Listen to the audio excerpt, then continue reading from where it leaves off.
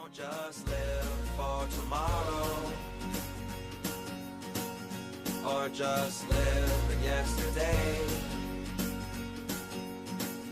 Just be glad for all you have that's in today. Hey everyone, Connie here, and welcome to my blind reaction to My Hero Academia Season 3, Episode 20. Someone, and I don't remember who, I'm not going to name names here because, one, I don't remember, and two, just not going to get that done. If you want to, like, come forward and say, like, whatever, that's your choice. Either way, someone told me that there wasn't an episode this week, that there was some kind of special event going on, and that they were foregoing an episode. But that's not true. Well, this past weekend, I should say. That's not true. There was an episode this past weekend, episode 20. And it's a special filler episode, from what I've been told, but it's not...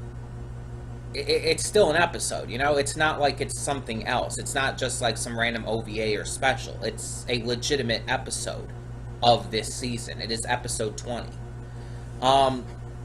So it's just like, yeah, I don't know why I was told that there wasn't an episode or anything. Even if it's filler, even if it's, just a bunch of, you know, random, stuff that relates more to the movie than the actual current plot, I'm fine with that. It's still an episode. Now, if this is filler and this does go into something completely unrelated to what's currently going on in the series and focuses more on the plot of the movie, that's going to be interesting to see. It's going to be interesting to see how they handle it. I'm really excited for the movie, by the way.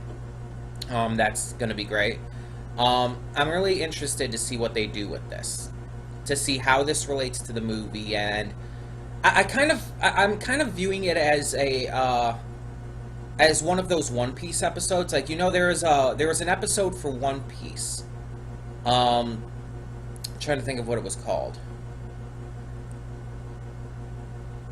Oh my gosh, I can't think of it.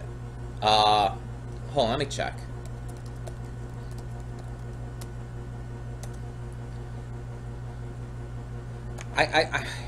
My mind is completely blanking, but I want to give this similar example. Okay, so there was a One Piece movie, let's start with that, called Strong World. Strong World was the first, like, really big One Piece movie. There were a lot of movies before that. There were actually 9. I almost said 10, wrong one. There were 9 movies before Strong World, but Strong World was the first, like, big one. The first one that people really paid attention to. And afterwards, there was one called Chase that I guess nobody really talked about much, and then Film Z and Gold, which were both good. Either way. So yeah, there was Strong World, but there was also an episode of One Piece that kind of hyped it up. It was called Strong World Episode 0. It was kind of viewed as this OVA, kind of thing. And it was basically, its entire purpose was to hype up the movie. And I feel like that's probably what this episode here for My Hero is going to be. It's going to be one of those episodes that is just to build up the movie, build up the characters, build up the situation and everything. It's not going to connect to anything currently happening in the series. And yeah, we're just going to kind of go from there. Now, as for the movie's plot, I have seen the trailer. So I know the very basic idea. I know that there's this scientist who created All Might's costumes and all. And this, I think there's this, she's either another scientist or the scientist's daughter or something. And she's quirkless, but she wants to do what she can in like a support course kind of deal to help heroes and be a hero in her own way. And then there's the villain, who's voiced by Keith Silverstein in the English dub. And that's amazing. I love Keith Silverstein. He's Johann Liebert in Monster. He's Torbjorn in Overwatch. He's an amazing voice actor. I got to meet him at Youmacon the other year, and he's just great. I love him so much. But yeah, he's going to be playing the villain, and that's just phenomenal. I love that. And it seems like it's, I don't know if it's going to have anything to do with All For One. It looked like All For One was shown in the trailer, but I don't think he's going to have a main focus. Now, I also don't know when this movie takes place exactly. I have been told it takes place between seasons 2 and 3, but I'm not actually fully confident on that, to be honest. I just don't know. But either way, as for this episode, yeah, my thought is that it's just going to be here to hype up the movie and get people excited for that. And speaking of heroes, I do want to show something off real quick. I'm not going to unfold it, but I got a Supergirl blouse. Or it's more of a t-shirt, really. It was supposed to be a blouse, but it ended up kind of being a little more of a t-shirt. But I got it in the mail today. I ordered that with some funds from my GoFundMe, which is to help with transitional expenses, mostly at this point, helping with getting me some more feminine clothing.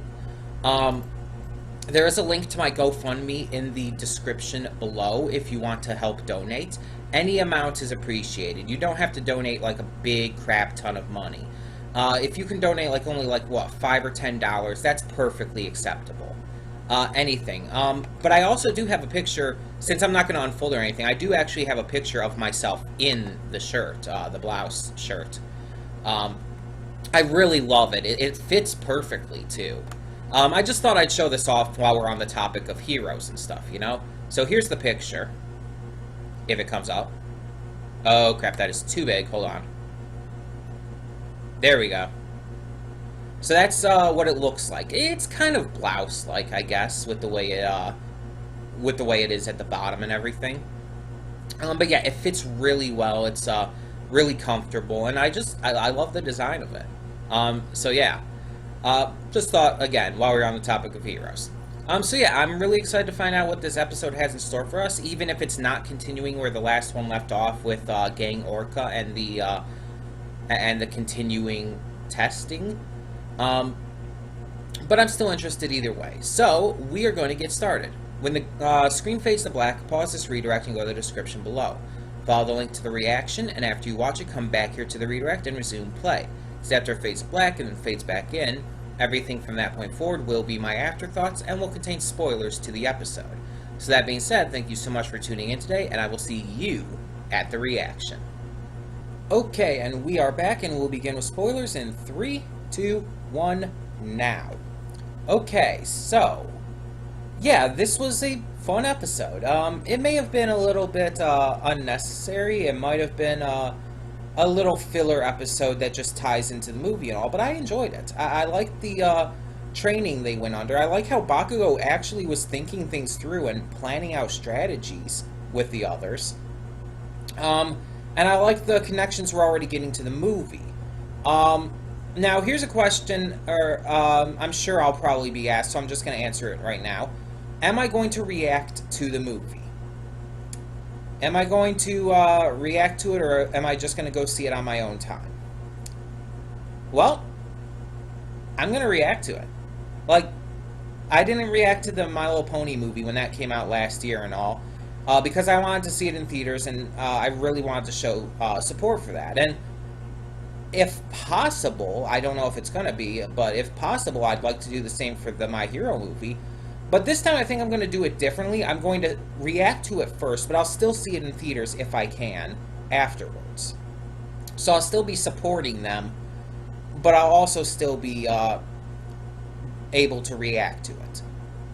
But yeah, so this episode was fun. I like the concept of the training exercise they were undergoing. I like how Izuku figured mostly all of it out with one exception. And I love the acting of them all. Like, Cementos and Midnight were really, like, convincing.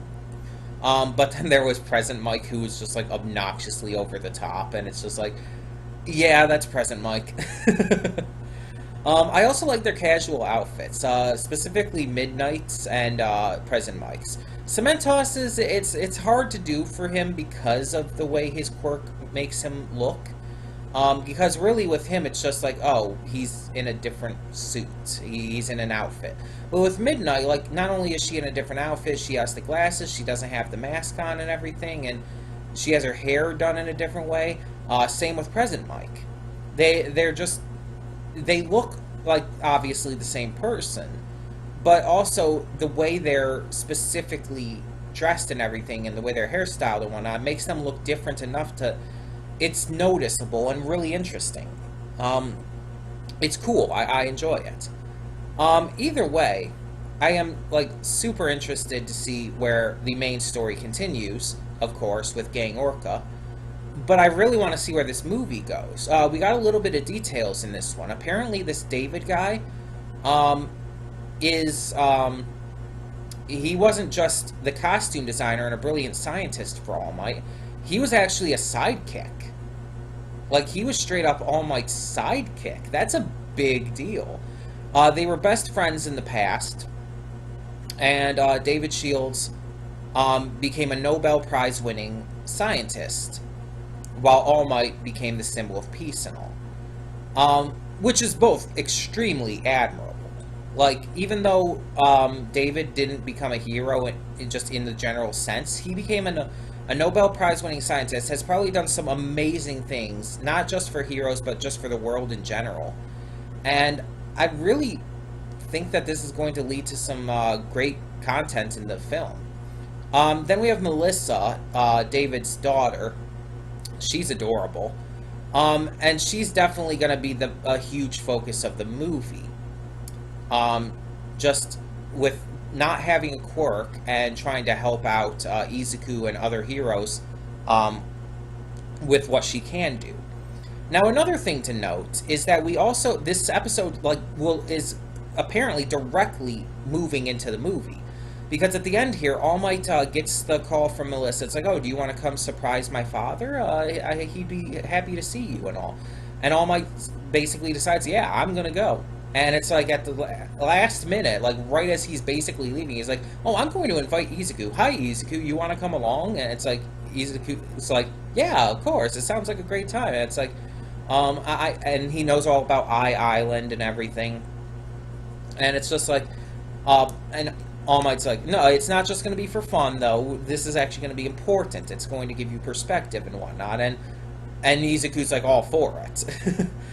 Because that's Izuku. And then at the end, of course, it's like, oh, we're leaving right now. Go pack. It's like, oh, wait, what? This is clearly directly tying in. Now, in the trailer for the movie, some of the other students are there too. I remember seeing Sue. I believe Mina was there. I also believe Bakugo and Todoroki. So I'm wondering how they're going to play into this. Did All Might invite them as well, or are they going to come in some other way? I'm interested to find out. Either way, I do thank you so much for tuning in, and tell me in the comments below what you thought of this episode. Even though it was a filler episode with no ties to the current story of the arc that we're in, which I love that they even like straight up mentioned that in the in the cold open and the post-credits scene. I love how they mentioned that. It's like, oh, we're kind of taking a break from our regularly scheduled programming this week. I love that. But yeah, tell me your thoughts on all of this, and I hope you enjoyed the reaction. So for now, I'm Connie, and I'm signing off. See y'all next time. And though you've come through many obstacles, shed tears along the way, you're still standing.